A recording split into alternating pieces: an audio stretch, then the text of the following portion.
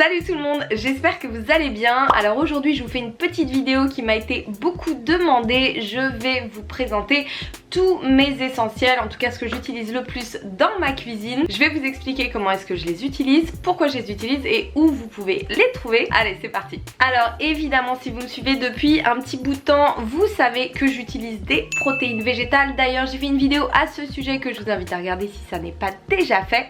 Et en protéines végétales, alors j'en ai plusieurs, ça dépend des recettes évidemment que je fais, mais j'ai une grosse préférence pour mon Vegan Blend de chez Bulk que j'utilise la plupart du temps en parfum chocolat cacahuète, qui est super pour les cookies doux évidemment, pour les nice cream, pour faire des cookies, bref j'en mets un petit peu partout. Et sinon vous avez aussi le parfum fraise, moi j'utilise aussi pas mal. D'ailleurs j'ai fait une petite recette de pancake dans mon vlog précédent qui était juste à tomber par terre, ça aussi je vous invite à la regarder si ça n'est pas déjà fait. Et j'ai aussi, oula, j'ai aussi la Eric Favre parfum pistache qui est très bonne, enfin en tout cas moi je l'adore. D'ailleurs je vais vous faire une petite recette très bientôt avec cette protéine notamment. Donc ça c'est pour les protéines végétales, je les utilise majoritairement le matin pour rehausser la teneur en protéines de mes petits déjeuners. Alors attention, comme toutes les protéines en poudre, c'est une question de goût. Les protéines que je viens de vous montrer, il y a des personnes qui les adorent, il y a des personnes qui les détestent. Donc vous, si vous ne savez pas laquelle choisir, malheureusement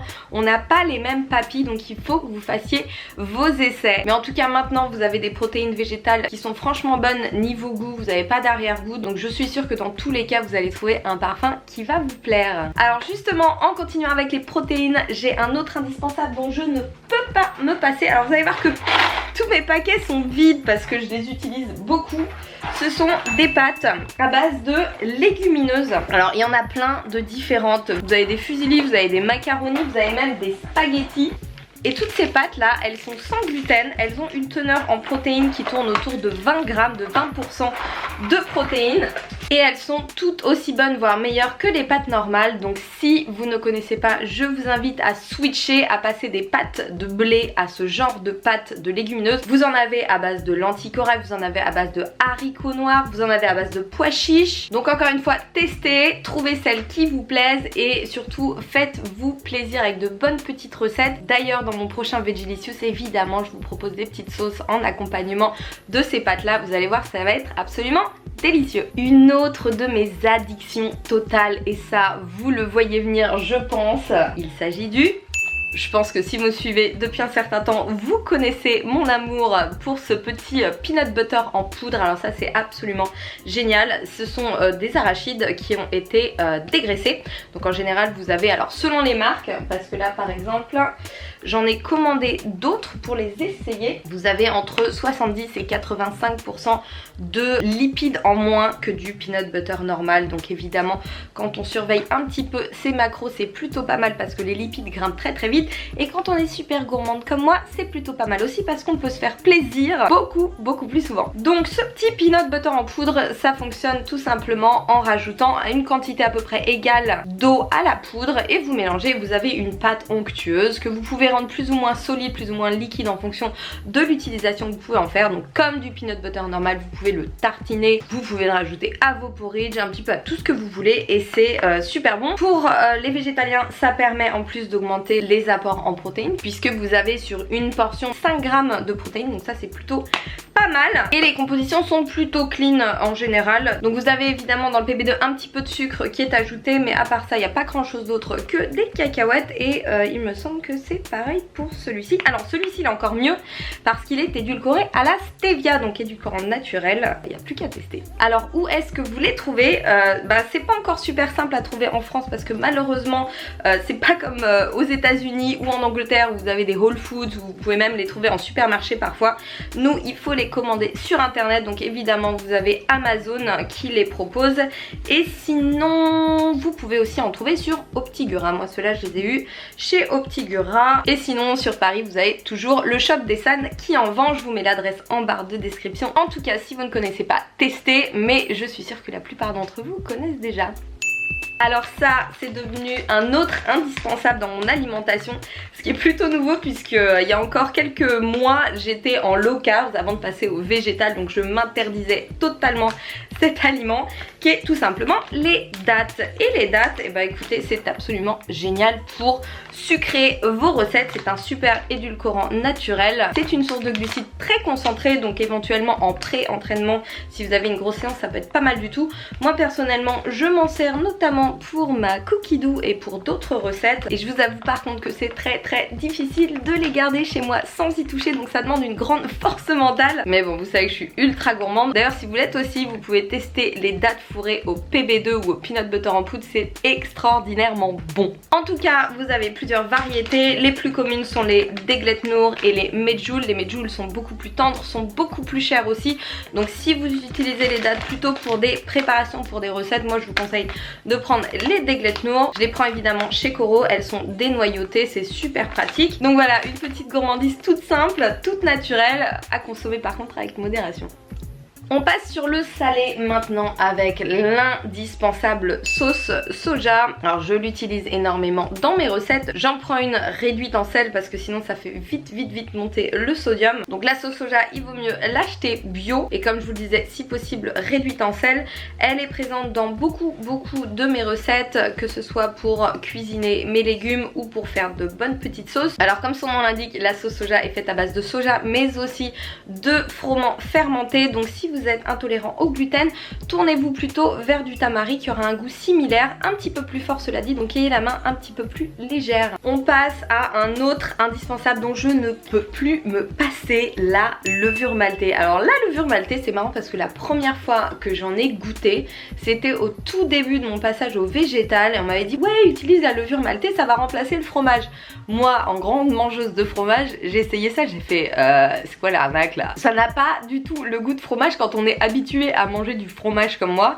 Mais par contre, ce qui est assez marrant, c'est qu'au fur et à mesure des mois, mes papilles ont complètement changé et maintenant je suis devenue totalement accro à cette levure maltée et je dois admettre qu'elle a un goût de fromage. Et tout simplement pourquoi? Parce que c'est une levure, donc elle est composée de champignons microscopiques qui sont très bons pour la santé et qui lui donnent ce goût un petit peu similaire au fromage. Vous pouvez l'utiliser pour donner justement ce goût un petit peu fromager à vos sauces, à vos crèmes, à vos vinaigrettes et aussi pour faire de la chapelure, par exemple si vous faites du tofu pané. J'en mets aussi dans mes pancakes salés, dans mes gaufres salés et j'en saupoudre évidemment un petit peu partout, que ce soit dans mes plats de pâtes, sur mes légumes, enfin bref sur toutes mes préparations salées. Par ailleurs, elle est super riche en vitamines, en oligo-éléments et en acides aminés essentiels et c'est une excellente source de probiotiques, donc extrêmement bénéfique pour notre flore intestinale. Alors vous pouvez en trouver un petit peu partout dans le commerce, principalement en boutique bio ou dans les rayons diététiques de votre supermarché.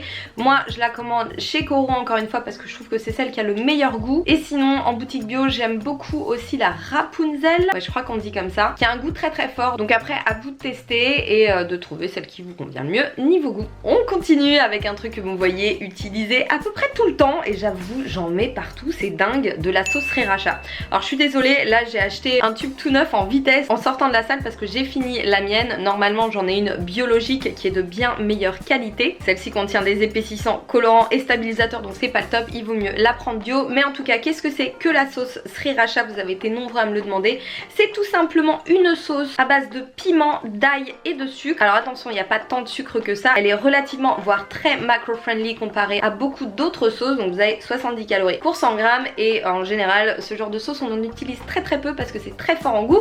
C'est pimenté, donc si vous aimez relever un petit peu vos plats, je vous la conseille. Mais encore une fois, je vous le répète, il vaut mieux que vous alliez en boutique bio et que vous preniez une version de meilleure qualité que ça. On continue avec un des ingrédients de base de la cookie dough, les pois chiches. Alors je dis pois chiches mais en fait vous pouvez utiliser aussi des haricots noirs. En tout cas les pois chiches et les légumineuses en général sont évidemment indispensable dans le cadre d'une alimentation végétale puisqu'il constitue une excellente source de protéines mais également de vitamines, de minéraux et de glucides à index glycémique bas. Donc même si les légumineuses nécessitent un petit temps d'adaptation quand on a notamment un système digestif un petit peu fragile ou pas habitué. D'ailleurs ça je vous en parle dans le Vegelicious numéro 2 et je ferai certainement une vidéo sur le sujet parce qu'il y a plein de petits trucs à savoir et notamment qui peuvent vous aider si vous êtes confronté à quelques petits problèmes à ce niveau là. En tout cas cas, pour revenir aux pois chiches, pour la cookie dough c'est génial, pour plein d'autres préparations aussi, que ce soit les falafels, le hummus ou juste pour même les incorporer dans vos Buddha bowls. Bref, encore une fois, vous pouvez en mettre un petit peu partout. Si vous les achetez en conserve ou en bocaux, faites attention à bien les rincer pour beaucoup mieux les digérer. Et si vous les achetez secs, pensez à les faire tremper avant de les faire cuire et surtout à jeter l'eau de trempage, ce qui les rendra encore une fois beaucoup plus digestes. On continue avec un truc que j'ai découvert récemment et que j'ai tellement aimé que je l'ai déjà terminé. Malheureusement, j'attends de recevoir depuis plusieurs jours un petit colis qui n'est pas arrivé, hein, ça arrive des fois. Il s'agit des Soja Crispies de chez Koro. Alors en fait, ça ressemble un petit peu, en tout cas, ils sont faits selon le même procédé que les protéines de soja texturées. Je ne sais pas d'ailleurs si vous connaissez ça, mais c'est super pratique, super riche en protéines. Donc tout simplement des protéines de soja qui ont été dégraissées et déshydratées. Vous les utilisez comme substitut de viande, vous en avez plusieurs gabarits. Je vous partagerai évidemment des recettes dans de prochaines vidéos. Et en général, ces protéines de soja déshydratées, vous avez au minimum 50% de protéines. Donc c'est franchement fou. Vous pouvez retrouver également le même produit à base de protéines de pois qui est pas mal du tout, qui est encore plus riche en protéines puisqu'il est à 70%. Mais pour en revenir aux Soja Crispies, c'est la même chose, super riche en protéines. Par contre, vous pouvez les utiliser telles quelles. Donc moi je m'en sers notamment en topping de mes smoothie bowls, de mes nice cream. Ça rajoute du croquant, ça augmente la teneur en protéines encore une fois. Vous pouvez aussi les mettre en topping sur vos soupes, un petit peu tout ce que vous voulez. C'est un petit goût très léger qui est très sympa, donc je vous invite à essayer si vous ne connaissez pas. Et encore une fois, si vous cherchez à augmenter vos apports en protéines, c'est plutôt un bon plan. Donc évidemment, pour tous les produits qui se trouvent sur internet, je vous mets les liens en barre de description. Et là on va continuer avec un autre truc dont je suis complètement accro, la purée de sésame qu'on appelle aussi le tahin. Alors ça, je l'utilise pour faire mes petites sauces tahini que vous m'avez vu faire dans plein de vidéos déjà, c'est pas très compliqué. Vous mélangez une cuillerée avec du citron, avec un petit peu d'eau, avec une pincée de sel ou toute autre épice de votre choix et vous avez une sauce vinaigrette qui est absolument délicieuse. Donc le tahin, encore une fois, est extrêmement riche en protéines, vous avez 20% de protéines, c'est une source d'acide gras essentiel qui est excellente. Par contre, si vous n'aimez pas l'amertume, je vous conseille vivement de vous tourner vers la purée de pistache. Alors moi j'ai fini la mienne parce que j'en mets vraiment un petit peu partout. Vous pouvez l'utiliser sur du sucré comme sur du salé. Et pour faire des petites sauces vinaigrettes, elle est excellente. Évidemment vous avez aussi les purées de noix de cajou, les purées d'amandes qui sont beaucoup plus connues. Alors attention, ayez la main légère, c'est extrêmement riche en calories. Donc c'est pour ça moi je vous recommande de l'utiliser plutôt dilué en sauce. Et notamment pour remplacer l'huile. Alors pourquoi je dis ça? Tout simplement parce qu'à mon avis l'huile est tout à fait inutile, en tout cas pas indispensable du tout. J'ai fait une vidéo à ce sujet, si vous ne l'avez pas vu encore une fois, je vous invite à la regarder. Et si vous ne connaissez pas le tahin et ou la purée de pistache, je vous invite évidemment à essayer et à me dire ce que vous en pensez dans vos commentaires. On continue avec un autre condiment, le gomasio. Alors ça, j'en saupoudre un petit peu partout, encore une fois à base de graines de sésame grillées, salé, et ça tout simplement c'est une petite poudre pareil qui remplace le sel. Donc vous l'utilisez en condiment sur toutes vos préparations et vous allez voir que le petit goût de sésame grillé salé est absolument extraordinaire. Vous avez en plus tous les bienfaits des graines de sésame, donc je vous le recommande plutôt que d'utiliser du sel. Ce sera meilleur pour votre santé et un petit peu plus intéressant gustativement parlant. On continue évidemment avec les épices. Alors clairement j'en surutilise et c'est marrant parce qu'il y a encore quelques années, quand je ne cuisinais pas du tout, j'étais une quiche totale en matière d'épices. Je pense qu'à part le mélange herbes de Provence, j'utilisais pas grand chose d'autre, donc ça a beaucoup changé comme vous pouvez le voir dans mes vidéos. Alors mes préférés sont évidemment le paprika fumé, qui est super dur à trouver. Alors ça c'est un truc que je comprends absolument pas. Pourquoi le paprika fumé est aussi dur à trouver? Je sais pas. Si vous en trouvez et que vous ne connaissez pas, essayez. Ducros en fait, donc certains supermarchés en proposent. Vous avez Marks & Spencer, sinon vous avez évidemment internet. Et sinon évidemment vous avez le paprika doux, mais le goût est quand même pas mal différent. J'utilise aussi beaucoup les épices chili pour relever mes préparations. Donc attention, hein, si vous n'aimez pas trop le goût épicé ou si vous êtes un peu sensible, allez-y mollo. Et les petits mélanges d'épices qui sont super cool parce qu'ils sont déjà prêts. Donc ceux que j'utilise le plus, c'est le mélange mélange cajun de chez Bulk et le Smoke and Spice qui est donc un mélange d'épices fumées. Donc ça c'est pareil, hein, j'en mets un petit peu partout. Attention encore une fois, ayez la main légère parce que ça arrache un petit peu. On repasse au sucré avec une petite cochonnerie. Alors oui, je dis cochonnerie puisque le Liquiflave est à base d'édulcorants de synthèse et non d'édulcorants naturels type stevia. Donc je sais que certains d'entre vous vont me dire ouais mais bon c'est pas naturel. Alors attention, je voulais justement faire un petit point là-dessus. Je ne suis pas Madame Parfaite. Mon but c'est absolument pas d'être impeccable à tous les niveaux. Même si j'essaye de manger le mieux possible, il y a toujours des petites choses qui vont pas franchement être top. Et justement c'est important, quelle que soit la manière dont vous mangez, cherchez toujours évidemment à manger le plus sainement possible. Mais ne vous brimez pas, ne devenez pas complètement obsédé par la healthy food. Il faut vivre un petit peu. S'il y a des choses que vous aimez qui sont pas forcément saines, vous pouvez d'une manière modérée continuer à en manger. Le but c'est absolument pas d'être en marge de la société, de devenir complètement obsédé par les étiquettes, par les macronutriments, par les micronutriments. On se calme. Si 80% de votre alimentation est clean et si vous essayez de manger plutôt des aliments non transformés, les plus complets possibles, si possible éthiques, si possible qui n'ont pas fait 4 fois le tour du monde, et ben ce sera déjà très bien. Et s'il y a des petites choses comme des soda light, comme des cheat meals des fois que vous allez vous faire, ou des gourmandises que vous avez comme ça, ou tout simplement des choses que vous aimez, que vous apportez à petite dose dans votre alimentation, il n'y a pas mort d'homme. Encore une fois, je le rappelle, du moment que vous essayez de faire du mieux possible, que vous vous sentez bien et que vous trouviez un bon équilibre, c'est le plus important. Donc vous avez ce petit Liquiflave qui comble parfaitement mon penchant pour le goût sucré, parce que oui je suis plutôt une bouche sucrée finalement, j'aime bien que le goût sucré soit assez marqué, donc ça c'est super efficace. Vous avez parfum vanille, vous avez parfum chocolat, vous avez parfum fruits rouges, en tout cas vous avez plein de parfums différents. Donc voilà, moi j'en ai toujours un avec moi. Et par ailleurs le sucralose qui a été quand même pas mal testé n'a pas d'effet néfaste pour la santé. Par contre on fait toujours attention évidemment aux édulcorants qui eux peuvent déclencher des envies d'aliments sucrés, puisque le cerveau les perçoit comme du sucre et donc peut générer notamment des pics d'insuline qui sont pas franchement recherchés. Donc à vous de trouver votre juste milieu. Alors ça c'est un truc que je mange quasiment quotidiennement,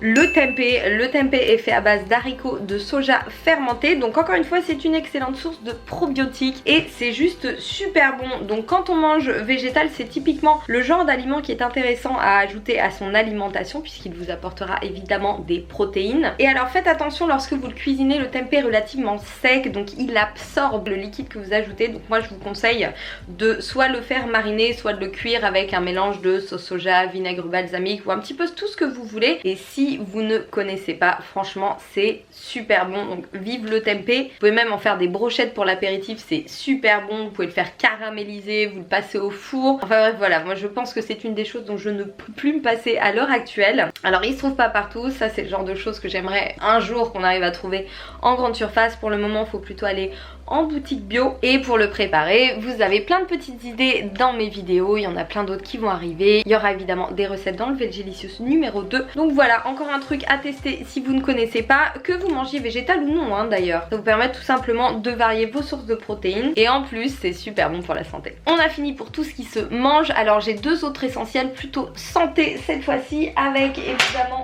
ma collection d'huiles essentielles. Alors les huiles essentielles c'est pareil, c'est un truc que je n'utilisais pas du tout avant. Pour moi c'était un truc un peu baba cool et en fait j'ai commencé à m'y intéresser au fur et à mesure et c'est juste absolument génial. C'est pas compliqué, je ne prends, bah ouais je pense que je peux le dire, jamais de médicaments. Maintenant dès que je sens par exemple que j'ai une crève qui arrive, j'utilise de l'huile essentielle de lemongrass ou d'arbre à thé ou éventuellement de clou de girofle. Alors ça pour les débuts d'angine, pour les inflammations, pour les douleurs dentaires c'est pas mal du tout. Alors à utiliser, bon moi je suis un peu tarée hein. Vous m'avez déjà vu mettre de l'huile essentielle de clou de girofle directement dans ma gorge, ça arrache à mort. Par contre ça marche vachement bien, mais l'huile essentielle ça crame, donc vaut mieux pas trop tenter. Vous avez des comprimés neutres sur lesquels vous déposez vos gouttes d'huile essentielle lorsque vous souhaitez les avaler. Ça se trouve en pharmacie, en boutique bio. Pour la digestion, vous avez notamment le basilic, l'origan et la menthe poivrée, ça donne une super laine en plus. Et en fait si vous y intéressez un petit peu, vous constaterez que chaque huile essentielle est bourrée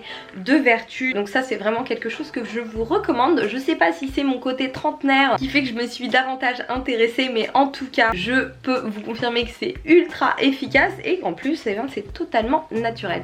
On termine avec les probiotiques, autres indispensables. Alors si vous ne savez pas ce que sont les probiotiques, ce sont tout simplement des petites bactéries qui vont venir repeupler, rééquilibrer la flore intestinale hein, qui est bourrée de bactéries. Vous avez toute une population dans le ventre les gars, et cette population elle entretient notamment votre système immunitaire, donc autant vous dire que c'est extrêmement important. Cette flore intestinale peut se dépeupler, se dérégler, notamment suite à un traitement antibiotique, mais pas que. Le stress a un énorme impact, la fatigue, notre hygiène de vie en général. Donc n'hésitez pas, moi je vous recommande en tout cas de vous supplémenter en probiotiques ou alors de consommer des aliments qui sont riches en probiotiques. Et si vous sentez que vous êtes un petit peu faible ou que vous avez subi notamment un traitement antibiotique, vous avez été très stressé, très fatigué, n'hésitez pas à vous faire une cure.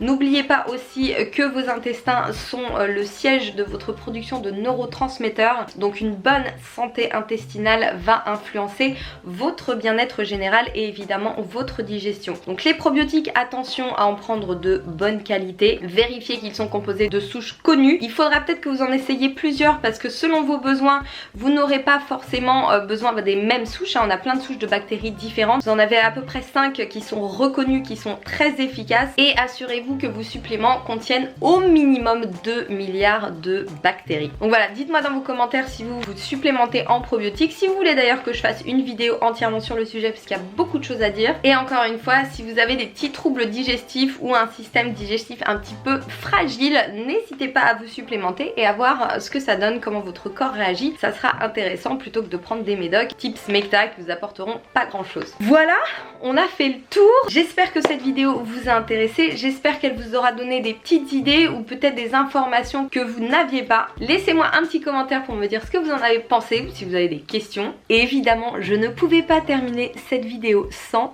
une bonne cookie doux, évidemment. Vous savez que je suis complètement accro. D'ailleurs les vôtres aussi sont absolument géniales hein. Continuez à me taguer sur vos photos, j'adore ça et je les reposte avec plaisir. Donc la cookie doux, si vous ne connaissez pas, j'ai déjà partagé la recette dans une de mes précédentes vidéos sur Instagram également. Je vous remets les ingrédients en barre de description et évidemment elle fait partie des recettes que vous retrouvez dans le Vegelicious numéro 1 et le numéro 2 ne va pas tarder à arriver normalement dans quelques semaines. Donc évidemment je vous tiendrai au courant. Je vous retrouve très bientôt pour une prochaine vidéo avec une recette à tomber par terre. Comme je vous le disais, dans les semaines à venir je vais essayer de poster un petit peu plus, pas forcément toujours le même format que celui auquel vous étiez habitué. Je vais évidemment continuer à faire des journées dans mon assiette, des vlogs, mais je vais diversifier un petit peu parce que j'ai beaucoup de choses à partager avec vous. Pareil pour les trainings, d'autant plus qu'il fait beau, donc je vais recommencer à partager des petits circuits à faire en extérieur. Et évidemment, comme toujours, si vous avez des suggestions, des sujets que vous voudriez que j'aborde dans une prochaine vidéo, n'hésitez pas à m'en faire part dans vos commentaires. Bon allez, moi je vais attaquer ça. Je vous remercie d'avoir regardé cette vidéo et comme d'habitude, prenez soin de vous,